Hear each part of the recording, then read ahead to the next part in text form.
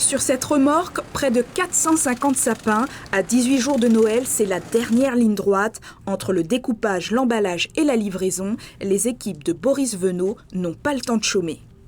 Nous, sur l'exploitation, là, on arrive à pratiquement la fin des coupes pour les clients.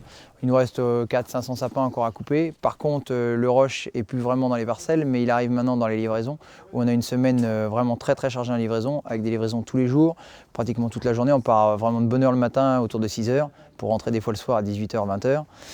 Et on livre dans le département et extérieur au département, région centre et région parisienne. Pour que votre sapin dure plus longtemps, il ne faut surtout pas le placer près d'un radiateur, mais il y a aussi un autre petit secret. Quand on le met sur une bûche, si on a de la place, on peut le mettre la bûche dans un seau et mettre de l'eau, parce qu'un sapin va boire quand même de l'eau. Faut pas croire qu'il est coupé et voilà, c'est fini. Non, c'est comme une fleur coupée. Si vous lui mettez pas d'eau, il va faner beaucoup plus vite. Boris est agriculteur avec une diversification en sapins de Noël. Pendant les fêtes, sa production de sapins représente 20% de son chiffre d'affaires. Des sapins sur une parcelle de 36 hectares, vendus entre 20 et 60 € en magasin, portant le label Terre d'Eure-et-Loire.